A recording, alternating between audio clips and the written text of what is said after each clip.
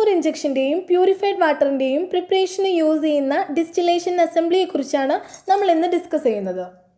Simple ഡിസ്റ്റിലേഷൻ്റെ same principle തന്നെയാണ് purified വാട്ടറിൻ്റെയും water for ഇഞ്ചക്ഷൻ്റെയും പ്രിപ്പറേഷനായി യൂസ് ചെയ്യുന്നത്. പ്യൂരിഫൈഡ് വാട്ടറിൻ്റെയും വാട്ടർ ഫോർ ഇഞ്ചക്ഷൻ്റെയും പ്രിപ്പറേഷന് യൂസ് ചെയ്യുന്ന ഡിസ്റ്റിലേഷൻ അസംബ്ലിയാണ് ഇപ്പോൾ ഈ ഫിഗറിൽ നിങ്ങൾ കണ്ടുകൊണ്ടിരിക്കുന്നത്. കാസ്റ്റ് അയൺ കൊണ്ട് കൺസ്ട്രക്ട് ചെയ്തിട്ടുള്ള ഒരു ബോയിലറാണ് ഈ ഡിസ്റ്റിലേഷൻ അസംബ്ലിക്കകത്തുള്ള പ്രധാനപ്പെട്ട ഒരു പാർട്ട്. ഓക്കെ, കാസ്റ്റ് അയൺ ആണ് ബോയിലറിൻ്റെ കൺസ്ട്രക്ഷനായി എടുക്കുന്ന മെറ്റീരിയൽ. ഈ ബോയിലറിനകത്ത് ഹീറ്റിംഗ് കോയിൽസ് ഉണ്ടായിരിക്കും. കോപ്പർ കോയിൽസ് ആണ് ഹീറ്റിംഗ് പർപ്പസിനായി ബോയിലറിനകത്ത് യൂസ് ചെയ്യുന്നത്. മൾട്ടി ട്യൂബുലാർ കണ്ടൻസർ ആണ് ഡിസ്റ്റിലേഷൻ അസംബ്ലിക്കകത്തുള്ള മറ്റൊരു പ്രധാനപ്പെട്ട പാർട്ട്. റെഡ് കളറിൽ കാണുന്നതാണ് കണ്ടൻസർ ട്യൂബ്സ്. ഈ കണ്ടൻസർ ട്യൂബിനെ സറൗണ്ട് ചെയ്ത് വാട്ടർ ജാക്കറ്റും ഉണ്ടായിരിക്കും. ലോങ് വെർട്ടിക്കൽ ട്യൂബ്സ് ആണ് നമ്മുടെ കണ്ടൻസർ ട്യൂബ്സ്. ഈ കണ്ടൻസർ ട്യൂബ്സിൻ്റെ രണ്ടറ്റവും ഓപ്പൺ ആയിരിക്കും. അത് ബോയിലറിലോട്ട് പ്രൊട്രൂഡ് ചെയ്തിരിക്കുന്ന രീതിയിലാണ് അറേഞ്ച് ചെയ്തിരിക്കുന്നത്. കണ്ടൻസർ ട്യൂബ്സ് ബോയിലറിലോട്ട് പ്രൊജക്റ്റ് ചെയ്യുന്ന രീതിയിലാണ് അസംബ്ലി. കണ്ടൻസറിന് തൊട്ടു മേലെയായി ബാഫിൽ സെറ്റ് ചെയ്തിട്ടുണ്ട്. കണ്ടൻസറിൽ നിന്നും വേപ്പറിൻ്റെ ബാക്ക് ഫ്ലോ പ്രിവെൻറ്റ് ചെയ്യാൻ വേണ്ടിയിട്ടാണ് ബാഫിൾസ് അറേഞ്ച് ചെയ്തിട്ടുള്ളത്. സ്റ്റില്ലിൻ്റെ ബേസിൽ നിന്നും വാട്ടർ ജാക്കറ്റിലോട്ട് എൻ്റർ ചെയ്യുന്ന വാട്ടർ ജാക്കറ്റിലൂടെ മേലോട്ടേക്ക് ഉയർന്ന് ബോയിലറിലെത്തുന്നു. ബോയിലറിൽ വെച്ച് ബോയിൽ ചെയ്ത് പ്രൊഡ്യൂസ് ചെയ്യുന്ന വേപ്പർ കണ്ടൻസറിലൂടെ നേരെ താഴോട്ടേക്ക് വരുന്നു. അതേസമയം സ്റ്റില്ലിൻ്റെ ബേസിൽ നിന്നും വീണ്ടും വാട്ടർ ജാക്കറ്റിലോട്ട് എൻ്റർ ചെയ്യുന്നുണ്ട്. ആ വാട്ടർ മേലോട്ടേക്കും ഉയരുന്നുണ്ട്. ഒരു കൗണ്ടർ ഫ്ലോ ആണ് ഇവിടെ നടക്കുന്നത്. ഓക്കെ, കണ്ടൻസറിലൂടെ താഴോട്ടേക്ക് വരുന്ന വേപ്പറിനകത്തു നിന്നും ഹീറ്റ് അബ്സോർബ് ചെയ്ത് വാട്ടർ ജാക്കറ്റിലൂടെ മേലേക്ക് ഉയരുന്ന ഫീഡ് വാട്ടർ ഹീറ്റഡ് ആവുന്നു. ഏകദേശം 90 to 95 degree Celsius heat absorb ചെയ്തതിന് ശേഷമാണ് ആ ഫീഡ് വാട്ടർ ബോയിലറിലോട്ട് എൻ്റർ ചെയ്യുന്നത്.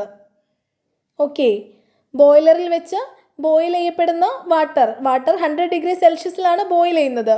ബോയിലറിൽ വെച്ച് ബോയിൽ ചെയ്ത വാട്ടർ വേപ്പർ പ്രൊഡ്യൂസ് ചെയ്യുന്നു. ആ വേപ്പർ വീണ്ടും കണ്ടൻസറിലൂടെ താഴോട്ടേക്ക് വരുന്നു. ഓക്കെ, കണ്ടൻസറിൽ നിന്നും കണ്ടൻസേഷൻ നടന്നിട്ടുള്ള ആ വേപ്പർ ലിക്വിഡായി നേരെ താഴോട്ടേക്ക് വരുന്നു. താഴെയുള്ള ഡിസ്റ്റിലേറ്റ് റിസീവറിലോട്ട് കളക്ട് ചെയ്യപ്പെടുന്നു. ഫീഡ് വാട്ടർ ജാക്കറ്റിലോട്ട് എൻ്റർ ചെയ്ത് കഴിഞ്ഞാൽ അത് ബോയിലറിൽ എത്തുന്നതിന് തൊട്ട് മുൻപ് തന്നെ 90 to 95 degree Celsius heat absorb ചെയ്തിട്ടുണ്ടായിരിക്കണം. ആ ഒരു രീതിയിലാണ് ഫീഡ് വാട്ടറിൻ്റെ റേറ്റ് ഓഫ് ഫ്ലോ സെറ്റ് ചെയ്തിട്ടുള്ളത്. ഓക്കെ, അപ്പോൾ ഇത്രയുമാണ് പ്യൂരിഫൈഡ് വാട്ടറിൻ്റെയും വാട്ടർ ഫോർ ഇഞ്ചക്ഷൻ്റെയും പ്രിപ്പറേഷനായി യൂസ് ചെയ്യുന്ന ഡിസ്റ്റിലേഷൻ അസംബ്ലിയെക്കുറിച്ച് പറയാനുള്ളത്. അപ്പോൾ ഞാൻ ഒന്നുകൂടെ പറയാം. ഡിസ്റ്റിലേഷൻ അസംബ്ലിക്കകത്തുള്ള പ്രധാനപ്പെട്ട പാർട്ട് എന്ന് പറയുന്നത് ഒരു ബോയിലറാണ്. കാസ്റ്റ് അയൺ കൊണ്ട് കൺസ്ട്രക്ട് ചെയ്തിട്ടുള്ള ഒരു ബോയിലർ. മൾട്ടി ട്യൂബുലാർ കണ്ടൻസറാണ് ഈ ഡിസ്റ്റിലേഷൻ അസംബ്ലിക്കകത്ത് യൂസ് ചെയ്തിട്ടുള്ളത്. റെഡ് കളറിൽ കാണുന്നതാണ് condenser tubes. Long vertical tubes ആണ് നമ്മുടെ കണ്ടൻസർ ട്യൂബ്സ്. അതിൻ്റെ രണ്ടറ്റവും ഓപ്പൺ ആയിരിക്കും.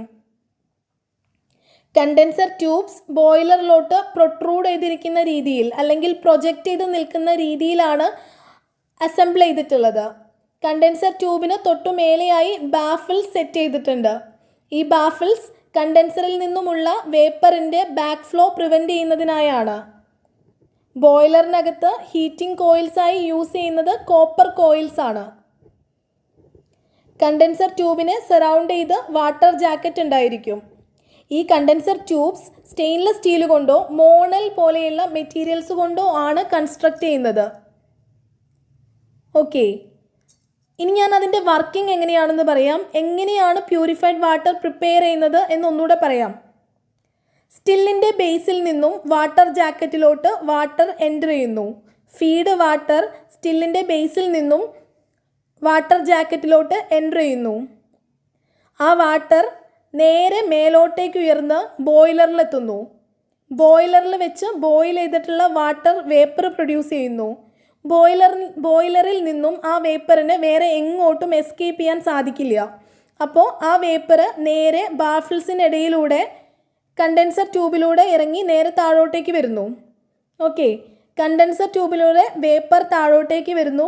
അതേസമയം ഫീഡ് വാട്ടർ മേലോട്ടേക്കും ഉയരുന്നുണ്ടാവും. അപ്പോൾ ഈ കണ്ടൻസർ ട്യൂബിനകത്തുള്ള വേപ്പറിൽ നിന്നുമാണ് ഫീഡ് വാട്ടർ ഹീറ്റ് അബ്സോർബ് ചെയ്യുന്നത്. കണ്ടക്ഷൻ കൺവെക്ഷൻ മെക്കാനിസം വഴി കണ്ടൻസർ ട്യൂബിനകത്തുള്ള വേപ്പറിൽ നിന്ന് ഫീഡ് വാട്ടർ ഹീറ്റ് അബ്സോർബ് ചെയ്യുന്നു. ഫീഡ് വാട്ടർ ഹീറ്റഡ് ആവാൻ തുടങ്ങുന്നു. അതേസമയം കണ്ടൻസർ ട്യൂബിനകത്തുള്ള വേപ്പർ ലിക്വിഫൈഡ് ആവുന്നു. വേപ്പറിന് കണ്ടൻസേഷൻ സംഭവിക്കുന്നു. ആ കണ്ടൻസ്ഡ് ലിക്വിഡ് നേരെ താഴോട്ടേക്ക് വന്ന് ഡിസ്റ്റിലേറ്റ് റിസീവറിൽ കളക്ട് ചെയ്യപ്പെടുന്നു. അതേസമയം നമ്മുടെ ഫീഡ് വാട്ടർ ആകട്ടെ ഈ കണ്ടൻസറിനകത്തുള്ള വേപ്പറിൽ നിന്ന് ഹീറ്റ് അബ്സോർബ് ചെയ്ത് കണ്ടക്ഷൻ കൺവെക്ഷൻ മെക്കാനിസം വഴി ഹീറ്റ് അബ്സോർബ് ചെയ്ത് ബോയിലറിൽ എത്തുന്നതിന് മുൻപ് തന്നെ 90 to 95 degree Celsius heat feed water absorb ചെയ്തിട്ടുണ്ടായിരിക്കും. എന്നിട്ടാണ് അത് ബോയിലറിലോട്ട് എൻ്റർ ചെയ്യുന്നത്. ഓക്കെ, അപ്പോൾ ഈ ഫീഡ് വാട്ടറിൻ്റെ റേറ്റ് ഓഫ് ഫ്ലോ എന്ന് പറയുന്നത് ഇങ്ങനെയായിരിക്കും സെറ്റ് ചെയ്തിട്ടുണ്ടാവുക. ഫീഡ് വാട്ടർ സ്റ്റില്ലിൽ നിന്നും ജാക്കറ്റിലോട്ട് എൻ്റർ ചെയ്യുന്ന ഫീഡ് വാട്ടർ ബോയിലറിൽ എത്തുന്നതിന് മുൻപ് തന്നെ 90 to 95 degree Celsius heat absorb ചെയ്യണം. സോ ആ ഒരു രീതിയിലായിരിക്കും അതിൻ്റെ റേറ്റ് ഓഫ് ഫ്ലോ സെറ്റ് ചെയ്തിട്ടുണ്ടാവുക. അങ്ങനെ പ്രീ ഹീറ്റഡ് ആയിട്ടുള്ള ഫീഡ് ബോയിലറിലോട്ട് എത്തുന്നു. ബോയിലറിൽ വെച്ച് ലിക്വിഡിൻ്റെ ബോയിലിംഗ് പോയിൻറ്റ്, വാട്ടറിൻ്റെ ബോയിലിംഗ് പോയിൻറ്റ് റീച്ച് ചെയ്യുന്ന സമയത്ത് വാട്ടർ ബോയിൽ ചെയ്യുകയും വേപ്പർ പ്രൊഡ്യൂസ് ചെയ്യുകയും ചെയ്യുന്നു. ആ വേപ്പർ വീണ്ടും കണ്ടൻസറിലൂടെ താഴോട്ടേക്ക് വരുന്നു. ഈ ഒരു പ്രോസസ്സ് കണ്ടിന്യൂസ് ആയി നടക്കുന്നു. കണ്ടൻസർ ട്യൂബിൽ നിന്നും കണ്ടൻസേറ്റ്, അതായത് നമ്മുടെ ഡിസ്റ്റിലേറ്റ് നമുക്ക് കളക്ട് ചെയ്യാം. അത് പ്യൂരിഫൈഡ് വാട്ടർ ആയിരിക്കും.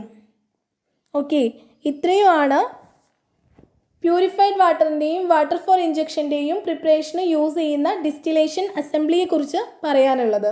നിങ്ങൾക്കത് മനസ്സിലായി എന്ന് കരുതുന്നു. സംശയങ്ങൾ എന്തെങ്കിലും ഉണ്ടെങ്കിൽ ചോദിക്കാം.